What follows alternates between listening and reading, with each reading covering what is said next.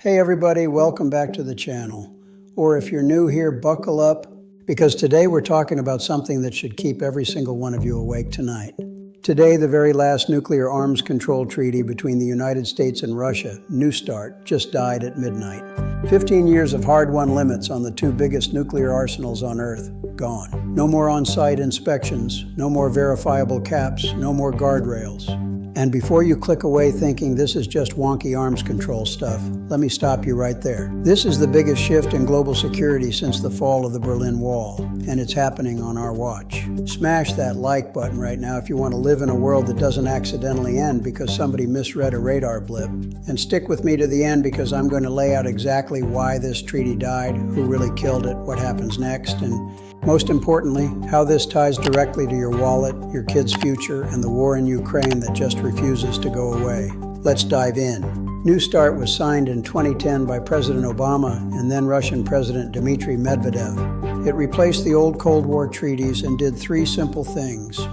Limited each side to 1,550 deployed strategic warheads, the big ones that can reach the other country in 30 minutes. Limited delivery systems, ICBMs, submarine-launched missiles, and heavy bombers, to 700 deployed and 800 total. Allowed up to 18 on-site inspections per year, so we could actually look at each other's silos and submarine bases and say, yep, they're telling the truth. For 13 years it worked. Both sides stayed under the limits. We had transparency. We had predictability. Then Russia suspended participation in 2023 after the Ukraine invasion. Inspections stopped, data exchanges stopped, but the legal limits were still there until tonight. Now, nothing, zero constraints. A lot of headlines are going to blame Russia, and Moscow definitely helped dig the grave. But the decision not to extend or replace New START was made in Washington. Why, one word, China. Look at these numbers. United States, roughly 1,770 deployed strategic warheads. Russia, roughly 1,110 deployed strategic warheads. China, about 600 total warheads right now, and exploding upward.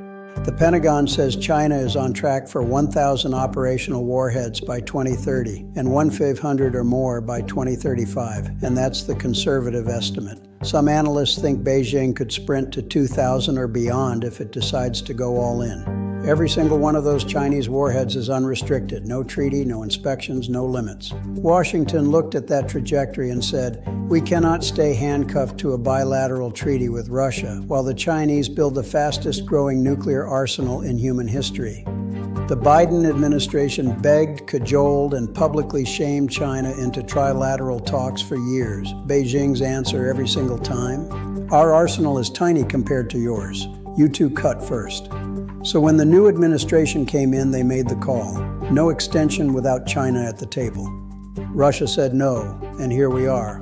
The U.S. nuclear modernization program was already the most expensive military project in history, pushing $1 trillion over the next decade, with some estimates pushing $1.7 trillion over 30 years. Now those numbers are going to balloon. Here's what's already in the pipeline. New Sentinel ICBMs replacing the old Minuteman III silos. Columbia-class ballistic missile submarines, 12 new boats. B-21 Raider stealth bomber. Long-range standoff cruise missile. New W-93 warhead for submarines. New plutonium pit production facilities. All of that was planned under treaty limits. Now the ceiling is gone. Expect Congress to start talking about uploading more low-yield warheads, maybe bringing back nuclear sea-launched cruise missiles, and possibly increasing the total stockpile beyond where it is today. That's trillions of dollars that could have gone to schools, infrastructure, cancer research, or literally anything else. Russia's economy is smaller than Texas. Sanctions are biting. The ruble is a roller coaster. They're burning through cash and men in Ukraine. Yet Putin will move heaven and earth to keep nuclear primacy. They still have more total warheads than we do. A lot of those are old Soviet leftovers in bunkers, but enough are modern to ruin your whole century. Their new exotic systems, Poseidon nuclear-powered torpedo, Burevestnik nuclear-powered cruise missile, Sarmat heavy ICBM, Avangard hypersonic glide vehicle, and the brand-new Oreshnik intermediate-range missile were never fully covered by New START anyway. Now they can build as many as the factories can spit out. Dmitry Medvedev is already out there talking about nuclear winter. Classic Russian playbook, threaten the apocalypse because conventional forces are struggling. But here's the reality check. Russia can't afford a symmetrical arms race with the United States. Their defense budget is roughly 1/12 of ours. They'll try to cheat with asymmetric scary toys, but they're not going to match us warhead for warhead. While Washington and Moscow were busy limiting each other, Beijing was quietly filling hundreds of new silos in the western desert, rolling out JL-3 submarine-launched missiles, and testing fractional orbital bombardment systems. No inspections, no declarations, just build, build, build. By the mid-2030s, China could have rough parity with the US and Russia in deployed strategic warheads. And unlike Russia, China actually has the money, the industrial base, and the political will to keep going. France and the UK are already asking hard questions about the reliability of the US nuclear umbrella. Emmanuel Macron has floated European strategic autonomy, code for maybe we need our own bigger deterrent. India sees China building and says, we're not getting left behind. Pakistan follows India. North Korea laughs and keeps testing. Iran watches all of this and thinks, maybe now's our moment. We are one bad decision away from a 9-way nuclear arms race. October 1962, Cuban Missile Crisis. The Soviet Union feared U.S. Jupiter missiles in Turkey. We feared Soviet missiles 90 miles from Florida, 13 days when the world stared into the abyss. We got lucky because Khrushchev and Kennedy had back channels, hotlines, and a healthy fear of God. Today, 3 nuclear peers instead of 2. Leaders who rule by ego, not exactly known for backing down.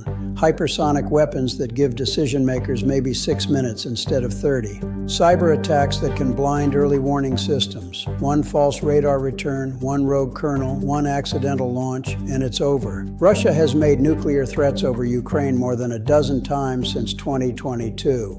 Every time Kyiv hits Crimea or sinks a Black Sea Fleet ship, the threats come out again. With no treaty left, those threats just got cheaper. The fastest way to lower the nuclear temperature is to end the conventional war that's feeding Moscow's insecurity complex. That means a negotiated settlement in Ukraine on terms Kyiv can live with before this spirals further. If you think supporting Ukraine is expensive now, wait until Russian conventional forces collapse and the only thing left in the Kremlin toolbox is the nuclear button. So where do we go from here? America has to modernize. We have no choice. We have to talk to China, even if they stonewall us for years. We have to keep conventional deterrence in Europe so strong that Putin never feels he needs the nuclear option. And we have to remember that arms control isn't about being nice. It's about surviving. This is the most dangerous strategic environment most of us have ever lived through. If this video made you think, drop a comment. No nukes, or tell me what scares you the most. Share it with one friend who still thinks this is Cold War nostalgia. Stay vigilant, stay safe, and God bless America.